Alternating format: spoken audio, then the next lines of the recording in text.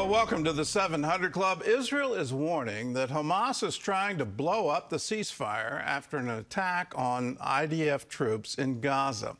Officials say the terror group is also working with Hezbollah and Iran to rebuild their threat on multiple fronts. Meanwhile, a major intelligence bombshell reveals a terror network targeting Jews and Israelis across Europe. Paul Petit has more from Jerusalem. A major break in the ceasefire after Hamas gunmen attacked Israeli troops operating inside the Gaza Strip. The army responded with a wave of airstrikes targeting a high-level meeting of Hamas commanders. The Trump administration is backing Israel's response, with one senior U.S. official reportedly accusing Hamas of lashing out after the UN passage of Trump's peace plan and an effort to shatter the ceasefire. This as Israel officials warn that Hamas and Hezbollah are rebuilding their forces with support from Iran to reestablish an axis of resistance against Israel. In Europe, Israel's National Intelligence Agency says it has uncovered a Hamas terror network operating across the region that has led to a wave of arrests. The Mossad says they're working with authorities in Germany, Austria, and other countries to expose weapon caches, explosives, and operatives plotting attacks on Israeli and Jewish targets. A key suspect is the son of senior Hamas leader Bassem Naim. Israel says the findings prove Hamas's top leadership is directing European terror operations despite public denials. Meanwhile, Prime Minister Benjamin Netanyahu made a rare visit to the IDF-controlled buffer zone in Syria, calling Israel's presence there vital to his country's security. We attach enormous importance to our ability, both defensive and offensive here, to protecting our Druze allies, and especially protecting the state of Israel and its northern border across the Golan Heights. This is a mission that could evolve at any moment. The trip comes as quiet talks with Damascus over a security arrangement for southern Syria has stalled. And a new report out of London is sparking international outrage. A study of 300 Palestinian textbooks and dozens of teacher guides shows that the curriculum is still packed with anti-Semitism, in direct violation to an EU agreement signed last year. The analysis by the Impact SC research group says Jews are routinely depicted as deceitful and inherently corrupt enemies of Islam. They started with education and rewriting the curriculum. Why? Because they understood that if they want to maintain power, they need to educate a future generation according to their values. The same thing ISIS did when they became a power. One seventh-grade teacher guide even claims Israeli soldiers bash children's heads in front of their mothers and mutilate women for jewelry, and then it instructs students to draw those scenes. In Washington today, the White House is hosting the Israeli hostages recently released as part of the ceasefire deal. Former hostage Eitan Moore plans to give President Trump this letter and dreidel to thank him. Paul Petit, CBN News, Jerusalem. Well, it just underlines this isn't a war against a nation state. It's not a war against a particular political group or a particular government.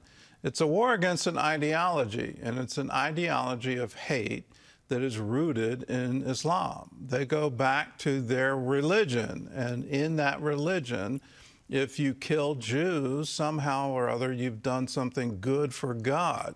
It boggles the Western mind to think this way, but this is what they are teaching their children, and they're doing it for generations. This literally goes back to before 1948. And when you look at the history of the conflict, please get educated on all of the various attacks against Jewish groups in Israel before Israel came into being, when it was still the British mandate. There were an incredible number of attacks. The most outlandish one is the massacre of Hebron from 1929. So if you want to say that somehow or other it's a response to occupation or the illegality of Israel, no, it goes much deeper than that, and it's much older than that. If we're going to win this war, and it is a war, we have to win it on ideological terms. And how do you convince the other side that if you blow yourself up in a marketplace or you massacre Jews, well, you're not going to heaven. You're going somewhere else. And that needs to be preached and proclaimed throughout the Middle East. Well, in other news, as part of the deal to end the government shutdown, the Senate will hold a vote on whether to extend Obamacare subsidies. Some lawmakers are seeking a different approach. CBN medical reporter Lori Johnson explains. About 22 million Americans who are enrolled in the Affordable Care Act, also known as Obamacare, have been receiving tax credits to pay for their health insurance premiums. They're set to expire at the end of this year. Obamacare premiums are expected to increase next year, and without the additional subsidies, will likely skyrocket. If we don't extend the tax credits, the average American will pay from $500 to $1,000 more every month in their health care insurance. So many people will have to drop health care insurance, and they'll say, what am I going to do? President Trump opposes extending the existing system of directly paying the insurance companies. He'd rather see the government give the money straight to the patient. Instead of giving it to insurance companies, big, fat, bloated insurance companies, we're giving the money directly to the people to buy their own health care. Americans buy it from insurance companies? Some may. I mean, they'll be negotiating prices. It's really free enterprise. They'll be, you can do it through an insurance company. You can also buy it direct. They have savings accounts. A number of lawmakers are expressing support for that plan. We're not going to repeal Obamacare. We're going to fix Obamacare. You need to. Everybody ought to be able to buy plans. Everybody ought to be covered. Pre-existing conditions ought to be covered. So that would stop that. I'm not suggesting we change the structure, because I think we can drive down the cost by giving people options.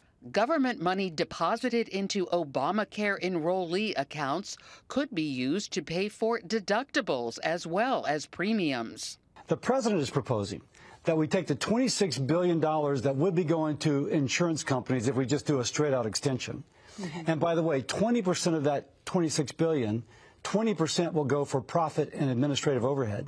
Give it directly to the American people in an account in which 100% of the money is used for them to purchase health care on their own terms. So far, Democrats are resisting the plan. Obamacare enrollees aren't the only ones seeing their health insurance increase. The roughly 165 million Americans who get health coverage through work are expected to see about a 7.5% hike in 2026. Private insurance spending has increased 80% since 2008, with hospitals, clinics, and doctors receiving the bulk. Nearly half of adults say it's difficult to afford health care costs, and 1 in 3 report putting off health care because of the cost. Lori Johnson, CBN News. The cost of health care is clearly going up. The cost of getting into the Obamacare is clearly going up. And so is the system broken? I think quite clearly, yes. When it crossed $15,000, that was the annual premium for a family to have health insurance, and usually that's paid by the employer. It's now way beyond that cost. But when it crossed that, it went, this is getting to unaffordable levels. And what is the underlying reason for it is frankly a mystery, because you can look at drug prices, you can look at the increased costs for hospital stays, the increased costs for surgeries. Is that being driven by malpractice insurance? What is that? The doctors, their malpractice insurance is through the roof. So what is the ultimate solution for that? I hope Congress can get together to find out, because frankly, we all need it, and we need to make sure that we have the best health care in the world. I'm hearing increasingly of Americans saying, well, I can't afford it here, so I'm going to go to another country in order to get the surgery that I need or the procedure that I need. And so I'm going to go spend time overseas in order to get what I can't get here, right here in America. That shouldn't be. We should have the best health care in the world, and clearly we don't.